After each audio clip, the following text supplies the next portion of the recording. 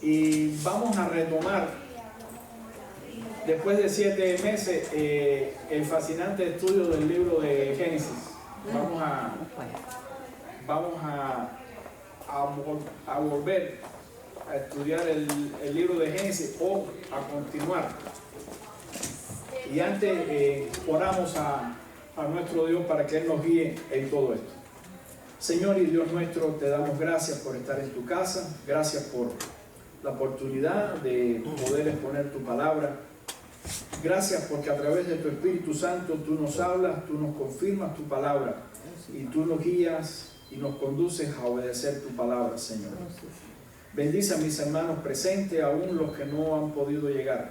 Que la gracia tuya sea sobre cada uno, Dios. Una vez más te damos gracias porque tú eres fiel y tú eres bueno. En el nombre de Cristo Jesús. Amén. Amén. Quizás algunos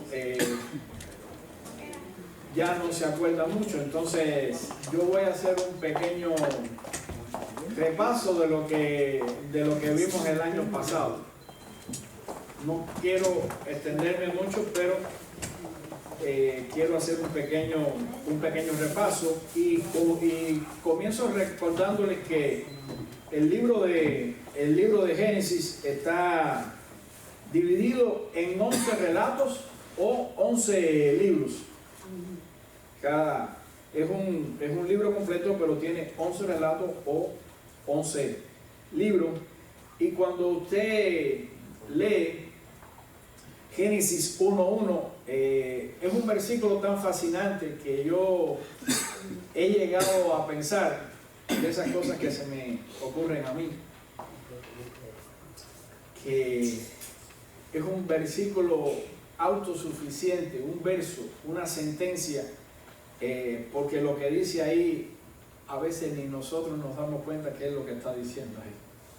Dice: en el principio creó Dios los cielos y la tierra. Y como yo dije hace un tiempo atrás, si crees esto, crees la Biblia. Muchos de los problemas que hemos tenido en nuestra vida es porque no estamos convencidos de que Dios creó los cielos y la tierra. Solamente voy a citar un verso.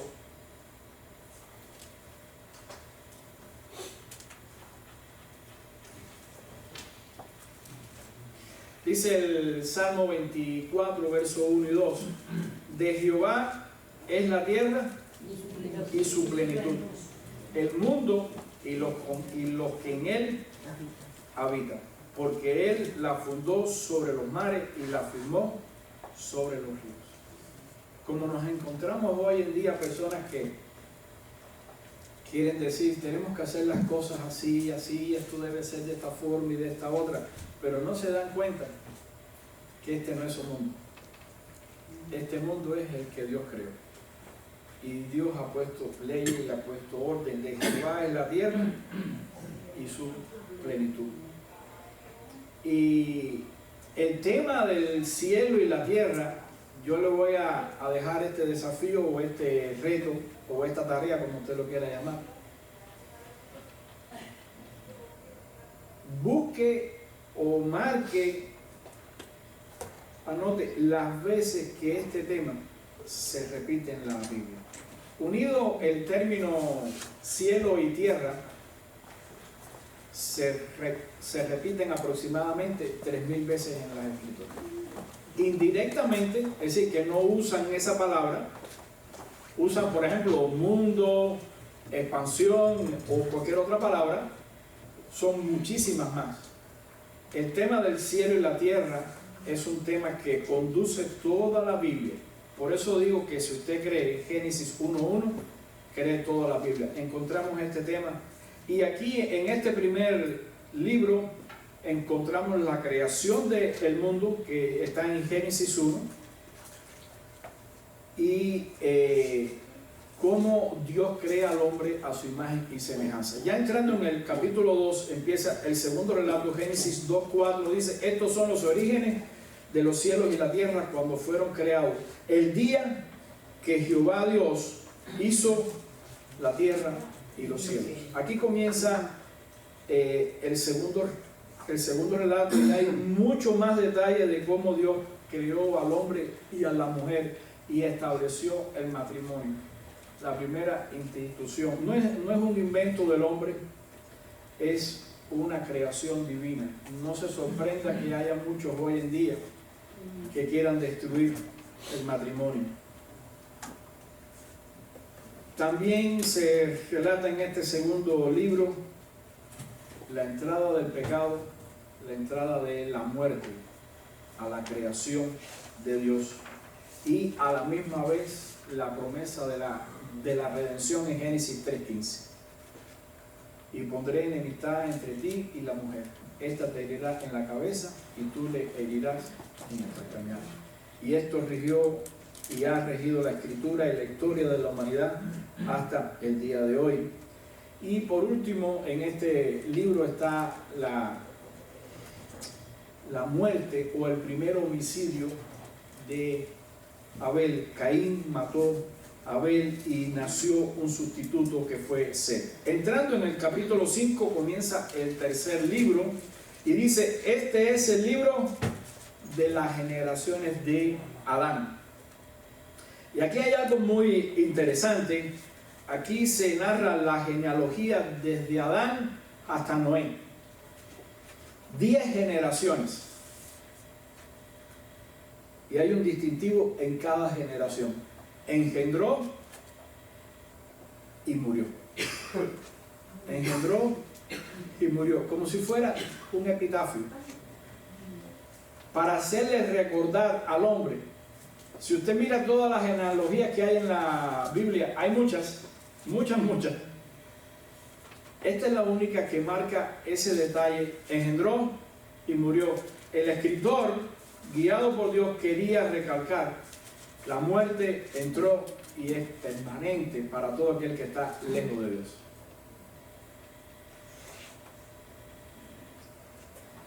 En este libro también se relata cómo creció la maldad, se multiplicó y Dios decidió eliminar la humanidad, pero Noé y su familia hallaron gracia delante de Dios. Entramos al capítulo 6, verso 9, y es el libro cuarto. Dice: estas son las generaciones de Noé. 6:9. En el verso 6:9. Son 10 generaciones. No, las 10 generaciones ya las dejamos atrás. Es desde Adán hasta Noé. Ahora dice el verso 6:9 que estas son las generaciones de Noé. Ahí se narra. Estoy tratando de hacer un resumen para avanzar rápido. Y aquí construye Noé el arca. Dios le da las medidas, qué tipo de animales debe entrar, cómo se iba a hacer todo esto. Y algo distintivo: solo se salvaron 8 personas. Noé, su esposa, sus 3 hijos y las esposas de sus hijos. Y terminado esta sección, Dios hace un pacto con Noé y ocurre algo que ha marcado la historia a partir de ese instante, y es un hecho de que Noé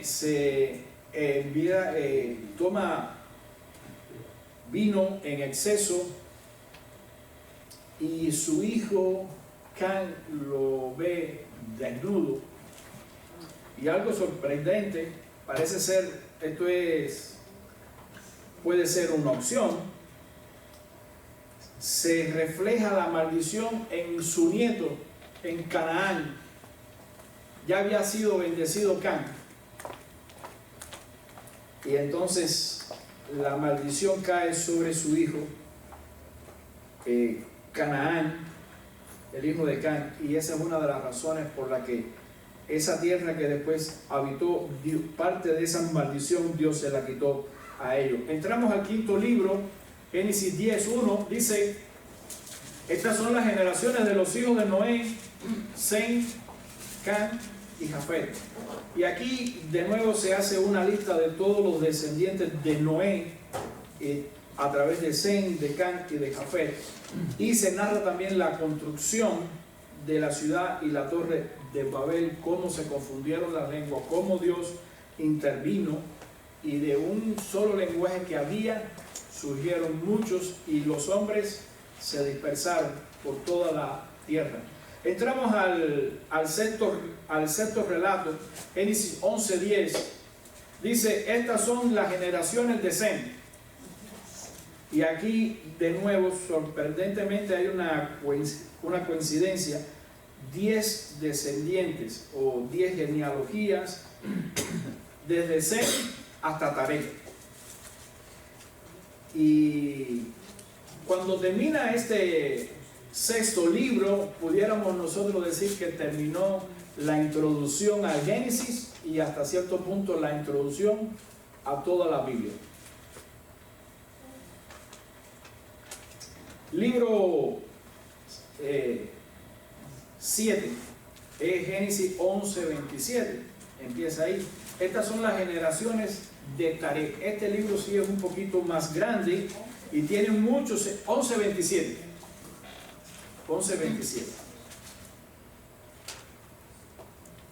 Dios llama a Abraham a dejar su tierra, su familia y a buscar una nueva tierra. Y más que buscar una nueva tierra, lo llama a encontrar un Abraham que no existía. Abraham salió a buscar el Abraham que no existía. Dios fue trabajando en él y esa salida de él a otra tierra, Dios lo usó para trabajar y él llegar a encontrar el hombre que Dios quería lograr de él. Aquí también encontramos lo que pasó entre Abraham y Lot y la separación para poder criar ese ganado que ellos tenían. Dios le prometió un hijo a Abraham y cómo hizo un pacto incondicional con él. Nace Ismael a través de Agar y todo lo que esto significó, cómo Dios da por señal del pacto la circuncisión. Pasaron muchas cosas aquí. Nace Isaac y es expulsado Agar e Ismael. Voy a hacer un pequeño paréntesis un poquito más adelante. No estaba en los planes, pero lo voy a hacer. Dios llama a hacer un sacrificio a Abraham en el monte, el sacrificio de su hijo. Sacrificio que físicamente no se llegó a hacer. Dios proveyó un sustituto, pero Abraham mostró su fidelidad y su entrega a Dios. Muere Sara y es sepultada en la cueva de Macpela. También Isaac tiene una esposa, Rebeca.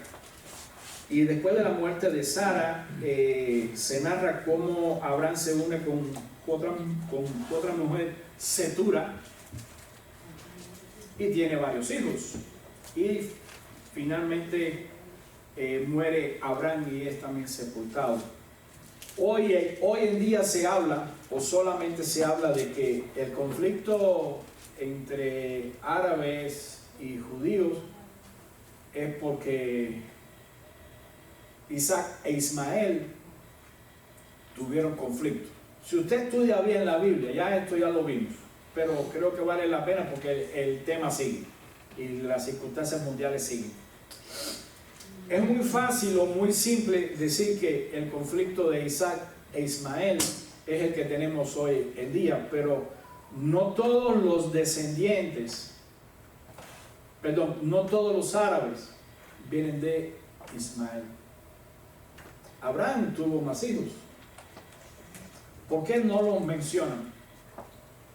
Porque es más fácil idealizar algo que es conveniente. No quiero decir con esto que no haya un descendiente de Ismael que no haya tenido conflictos con Israel. No es eso lo que quiero decir. Pero es muy difícil decir hoy en día los que están en conflicto son hijos de Ismael. Resulta ser que los que en sí están en conflicto con Israel son más hijos de Cetura que de Agar. Y Elán, que es Siria, perdón, Irán, es semita, es descendiente de Sem. Entonces, por ahí yo se los dejo para que usted estudie. Libro octavo, Génesis 25:12. Estos son los descendientes de Ismael, hijo de Abraham, y se mencionan los 12 príncipes de Ismael. Libro noveno, Génesis 25:19. Estos son los descendientes de Isaac, hijo de Abraham. Nace Esaú, Jacob. Jacob, como ustedes saben, hace un engaño y obtiene la primogenitura, la bendición, y después huye.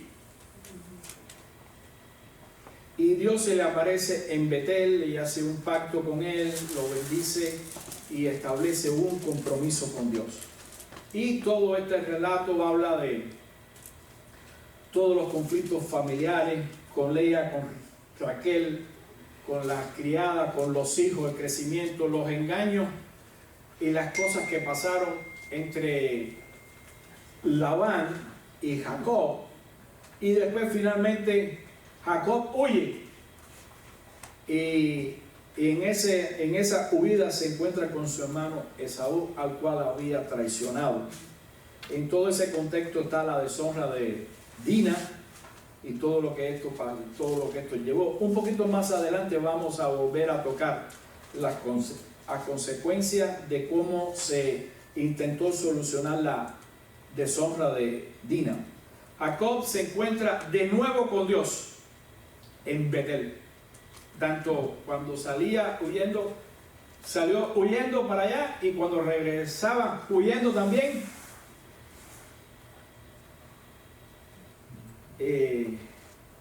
Dios se encontró otra vez con él.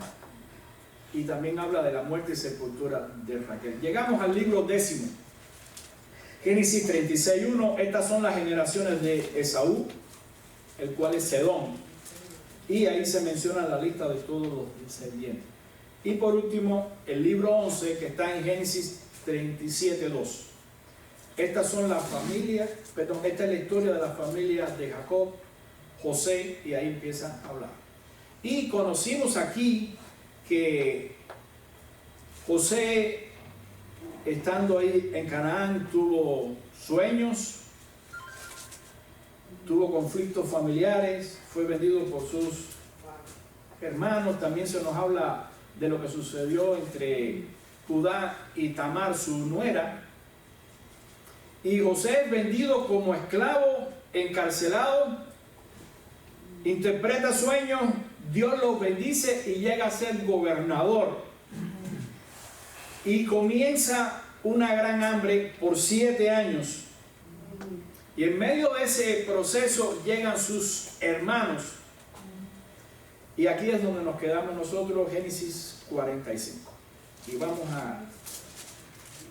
a llegar a Génesis 45.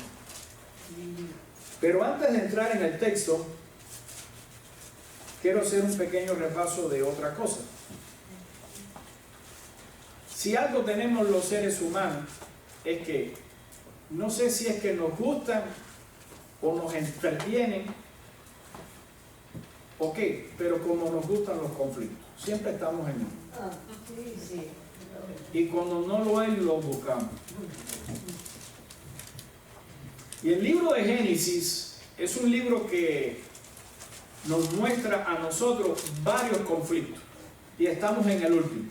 Entonces, como estamos en el último conflicto, quiero hacer un repaso rápido de los otros. El primero fue entre Caín y Abel. Y fue un conflicto de índole espiritual. Caín no aceptó que Dios se agradara del sacrificio de su hermano Abel.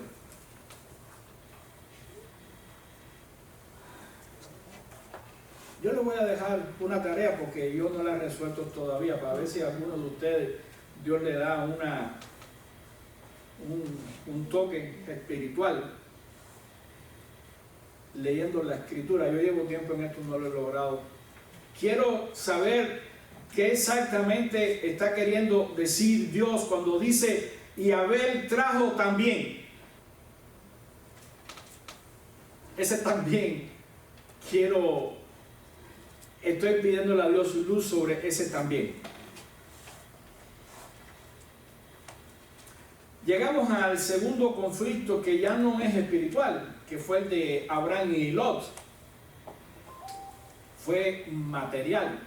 Eran tanto las ovejas y el ganado que tuvieron que separarse. En el primer conflicto la solución fue la muerte. Se acabó el conflicto entre Abel y Caín porque uno quedó muerto. Una forma fácil, rápida de solucionar un conflicto. La otra, se solucionó el conflicto, se separaron. Tú por allá y yo por acá. El tercer conflicto fue entre Sara y Agar. Y el tema fue la descendencia. Igual, también la solución fue, bueno pues, Agar salió de la presencia de Sara. El cuarto fue entre Isaac e Ismael. Y aquí el tema fue la importancia en el rol de la descendencia. Igual, la separación fue, en este caso, de nuevo la solución. Y lo que hemos visto hasta aquí es que se solucionan, o se matan, o se separan, o algo se hace. El quinto fue entre Jacob e Esaú. Y aquí el tema fue traición. Note cómo los temas varían. Siempre son conflictos, pero hay diferentes temas. Y podemos aprender muchísimo de esto. Igual terminó Jacob huyendo. Después Labán con Jacob, y el tema aquí fue más que todo engaño. Los dos eran como que tenían maestría en engaño, eran expertos. Y entonces fue como dice, un choque fuerte, porque uno quería vencer al otro, pero Dios intervino, al punto que le dijo a Labán, ten cuidado y no te pases con él. Y por último llegamos al de José y sus hermanos. Este es el último conflicto que se nos narra en el libro de Génesis. Y cuando usted lee Génesis 37:11, dice que los hermanos de José le tenían envidia. ¿Qué es envidia para usted?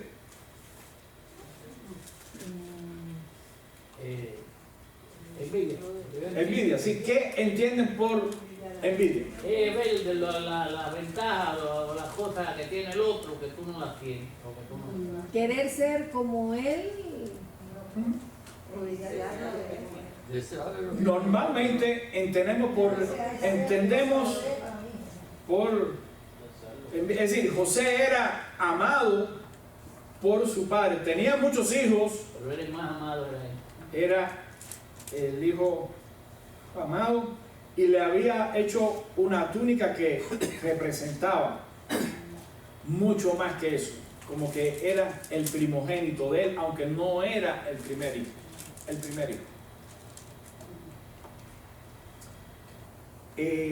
Siempre vemos, lástima que no tengo una moneda aquí. La envidia tiene dos caras, es como si fuera una moneda.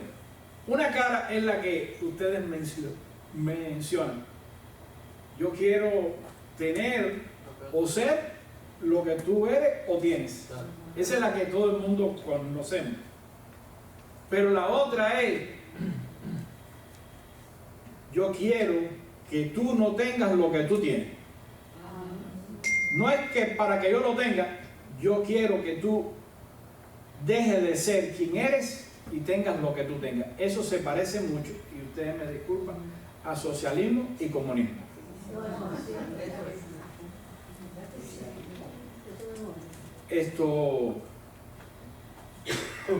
Y a veces sin darnos cuenta estamos cayendo, y esta es la que más se usa hoy. Ya nadie quiere lo que tiene el otro, lo que quiere es que el otro no tenga lo que tiene y deje de ser lo que es.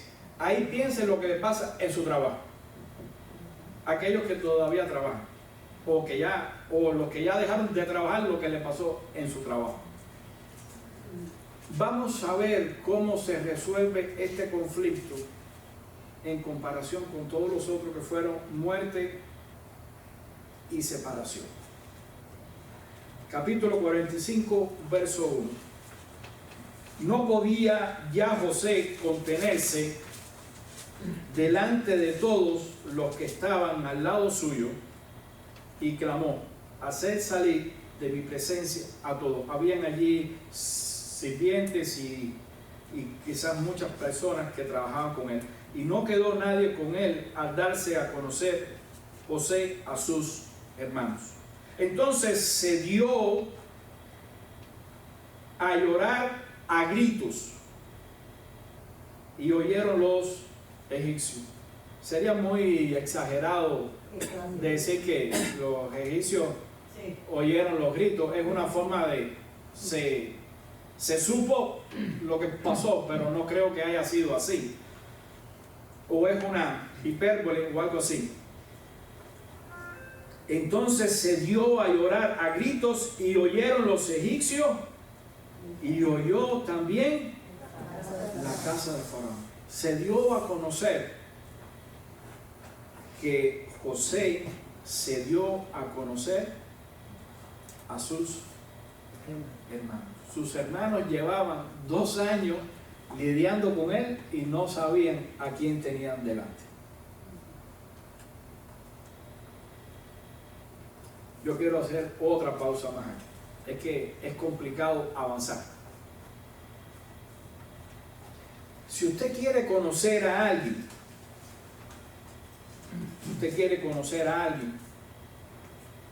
dele 2 cosas: dinero y poder.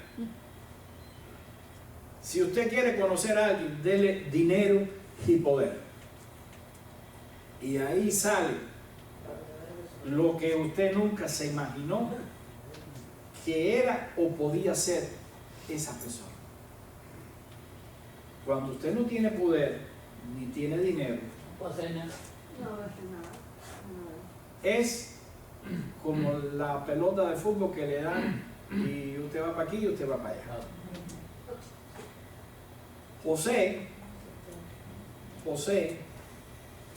tenía las 2 cosas. Estaba buscando una palabra precisa. Gracias. José tenía las 2 cosas. Tenía riqueza.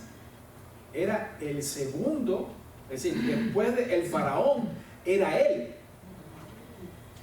Y tenía recursos ilimitados.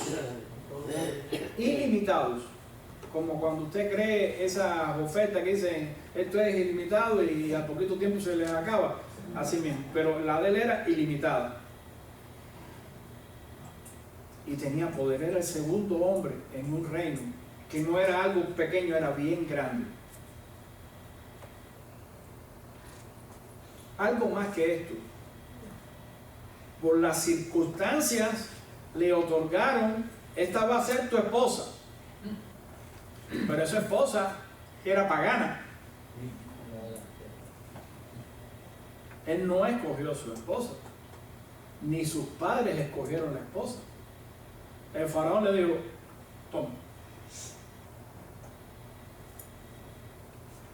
No se nos habla de esto, no se menciona, pero más adelante vamos a ver que la esposa fue contada como parte del pueblo de Dios. Y de alguna forma José la llevó a conocer a Jehová de los ejércitos.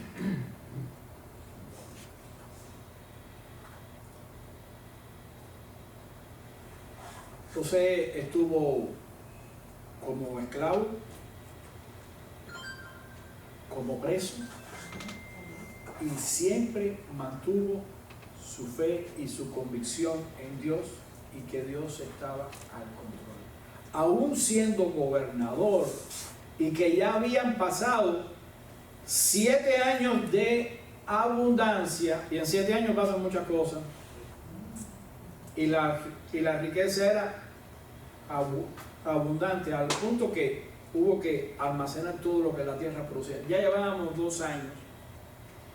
Les cuento todo esto, o hago esto para poder entender lo que está pasando a partir de ahora. No estamos delante de un hombre soberbio, es lo que quiero decir en otras palabras.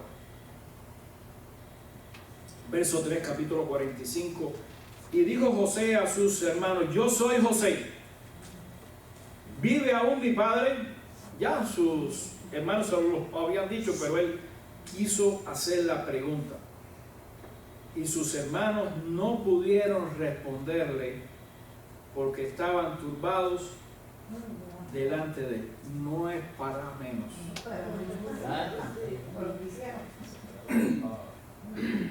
Después de lo que ellos hicieron, que metieron a su hermano en una fosa, después lo vendieron, engañaron a su padre embarrando sus ropas con sangre, y ahora le sale uno diciendo que es José. Dice que no pudieron responder. Quizás la boca se le quedó abierta ahí. Entonces dijo José, como ya ellos no podían decir nada, a sus hermanos: acercaos ahora a mí. Y ellos se acercaron y les dijo: yo soy José, vuestro hermano, el que vendiste para Egipto.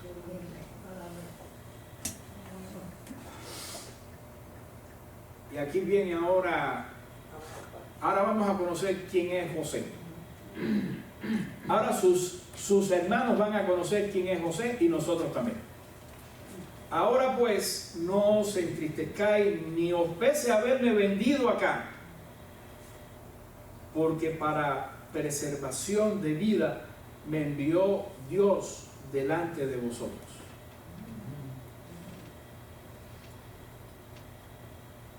Lo que más envidiaban los hermanos de José, o lo que querían que José no tuviera, era que José tenía visión, la visión que Dios le había dado.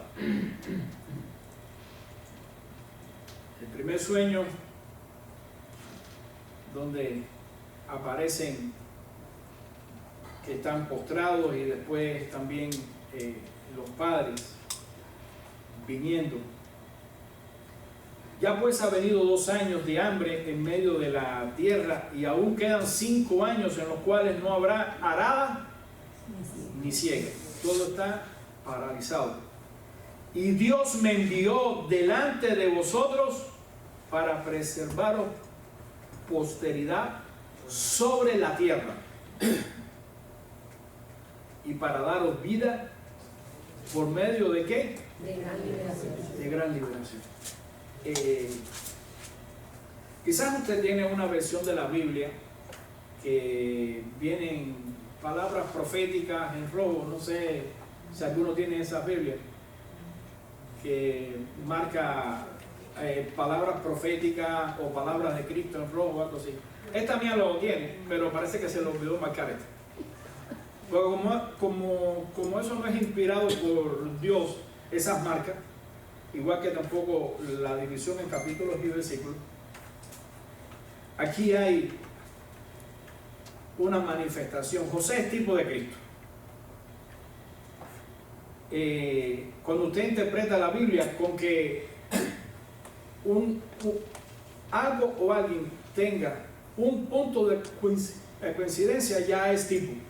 Pero José tiene múltiples puntos de coincidencia. Es decir, José es el antitipo del tipo, el tipo de Cristo.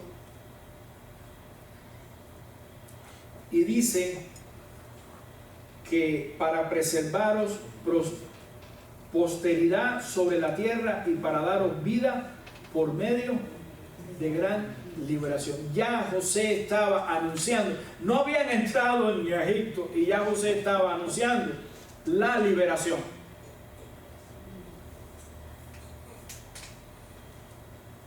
Así pues, no me enviaste acá vosotros, sino Dios, que me ha puesto por padre de Faraón y por señor de toda su casa y por gobernador en toda la tierra de Egipto. Daos prisa, id a mi padre y decirle, así dice tu hijo José, Dios me ha puesto por señor de todo Egipto. Ven a mí y no te detengas. Si grande era el amor que tenía Jacob para con su hijo, igual el amor de José para su padre también era así. Habitarás en la tierra de Gosén. Para si usted quiere ubicarse, Gosén estaba básicamente en el delta del Nilo, es decir, en su desembocadura cerca de lo que es el mar Mediterráneo. Y estarás cerca de mí, tú y tus hijos y los hijos de tus hijos, tus ganados y tus vacas y todo lo que tienes. Y allí te alimentaré, pues aún quedan 5 años de hambre, para que no perezca de pobreza tú y tu casa y todo lo que tienes. Se cuenta una historia de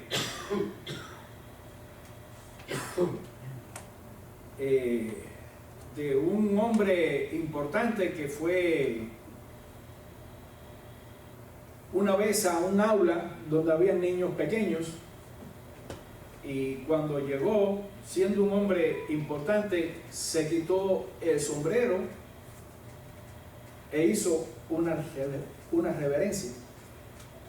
Y la persona que lo había traído para que le hablara a los niños le preguntó sorprendido que por qué estaba haciendo eso. Y él le dijo, no sé delante de quién estoy. Hoy es un niño, mañana no sabemos. José era un niño, un adolescente con 17 años, y fue raptado de su familia, fue vendido como esclavo. Y aquí está José dando un mensaje a su padre, y él continúa hablando con sus hermanos. Verso 12: he aquí vuestros ojos ven. Note esto: he aquí vuestros ojos ven, hay un énfasis, y los ojos de mi hermano Benjamín, que mi boca os ama. Es decir, que es cierto lo que estoy diciendo, lo que ustedes ven, todo. Haréis pues saber a mi padre toda mi gloria en Egipto y todo lo que habéis visto, y daos prisa y traed a mi padre acá. Pudiéramos a veces pensar que, por eso quise hacer un enfoque distinto de José. Pudiéramos pensar que José estaba, como decimos, tirando pullitas, o porque dijo, yo soy vuestro hermano, el que ustedes vendieron. Como quería decir, tiró como para que ustedes se acuerden, pero ese no era el plan de José. Era para demostrarle que aunque ellos hicieron eso, Dios estaba usando eso para el plan mayor de preservar el pueblo. Y aquí vuelve y dice, hacerle saber a mi padre la gloria que tengo en Egipto. Dios se encargó de José. Y aún las cosas malas que nos pudieran estar pasando, desde nuestra perspectiva, las usa Dios para honra y gloria suya. Y se echó sobre el cuello de Benjamín, su hermano, y lloró. Voy. Y también Benjamín lloró sobre su cuello. ¿Por qué Benjamín? Él parece que de todos los hermanos, Benjamín no.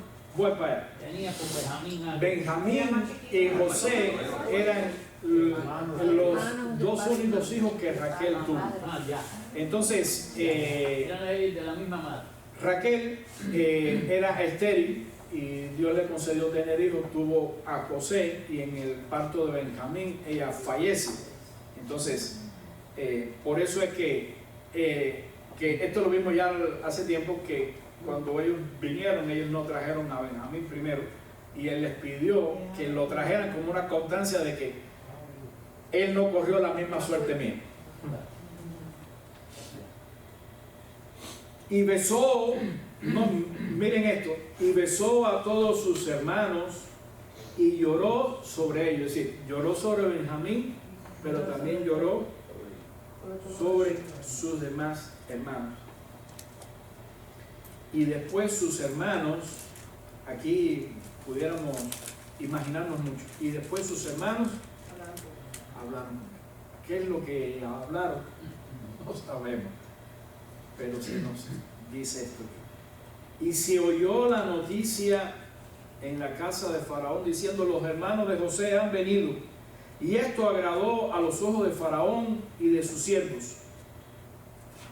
Y dijo Faraón a José: di a tus hermanos, haced esto, cargad vuestras bestias e id, volved a la tierra de Canaán, y tomad a vuestro padre y a vuestra familia, y venid a mí, porque yo os daré lo bueno de la tierra de Egipto, y comeréis de la abundancia de la tierra. Y tú manda, haced esto: tomaos de la tierra de Egipto carros para vuestros hijos y vuestras mujeres, y traed a vuestro padre y venid. Y no os preocupéis por vuestros enseres. Es decir, no tienen que traer nada, porque la riqueza de la tierra de Egipto será. Pues aquí tenemos otra profecía más, que no la tienen ustedes marcada, seguro que en rojo, se les olvidó. Aquí hay, Dios se encargó de vaciar la riqueza de Egipto y dársela a su pueblo. Y lo hicieron así los hijos de Israel, y les dio José carros conforme a la orden de Faraón, y les suministró víveres para el camino. A cada uno de todos ellos dio mudas de vestido, es decir, a cada uno de los hermanos dio mudas, como dice plural, puede ser dos o más. Quizás pienso 2 o 3. Y a Benjamín dio 300 piezas de plata. El precio de un esclavo era 30. Él le dio 10 veces más. Le dio 300 piezas de plata y 5 mudas de vestido. Por eso pienso que a los hermanos le dio quizás 2 o 3, y a Benjamín le dio una porción más grande. Y a su padre envió estos 10 asnos cargados de lo mejor de Egipto, y 10 asnas cargadas de trigo y pan y comida para su padre en el camino. Y despidió a sus hermanos, y ellos se fueron. Y les dijo, no riñáis por el camino. Porque una cosa es ese: te lo dije que no, Judá, porque Judá no quería. Se lo dije, no hagan esto. Dice, no riñáis por el camino. Y subieron de Egipto y llegaron a la tierra de Canaán, a Jacob su padre. Y le dijeron las nuevas diciendo: José vive aún, y él es señor de toda la tierra de Egipto. Si los hermanos de José se quedaron perplejos cuando José le dijo: yo soy José, dice que el corazón de Jacob se afligió porque no los creía. No solo que era una noticia difícil de creer, porque que José estuviera vivo, bueno, más o menos, pero José está vivo y es el Señor de Egipto. Pero aquí hay algo más. Jacob conocía a sus hijos. Por eso es que él no les creía. Si ustedes recuerdan la historia, uno de los trabajos que José era informar a su padre las malas cosas que hacían sus hijos. Aquí hay muchas cosas, aquí hay como que muchos tips. Pero Ajá, dígame. me va a tocar decir la verdad como es realmente, porque él está ahí, porque supuestamente nosotros como la bestia esa. Sí, ajá, sí. Y ahí se dan cuenta de que gracias Carlos, que lo que ellos le habían dicho antes, que una fiera lo había devorado. Pastor, un permiso, Ya tengo que terminar, sí. antes que termine. ¿Qué influencia tan grande tuvo José en el faraón? El faraón se suponía que era el enemigo que trae, el tipo malo de la película. Y que ahora tenga esa de eso con la familia esa de él y de todo, oiga. A mí me parece que Dios también estaba haciendo algo en el corazón del faraón. En el próximo capítulo vamos a tocar un poco más de eso porque ya tengo que terminar. Ok. Y ellos le contaron todas las palabras de José que él le había hablado, y viendo Jacob los carros que José enviaba para llevarlo, su espíritu revivió. Entonces dijo Israel: basta, José mi hijo vive todavía, iré y le veré antes que yo muera. Aquí terminamos el capítulo 45 y terminamos la clase. Que Dios les bendiga y lean los próximos capítulos para que puedan familiarizarse con lo que vamos a ver en la próxima clase, si Dios quiere. Que Dios les bendiga.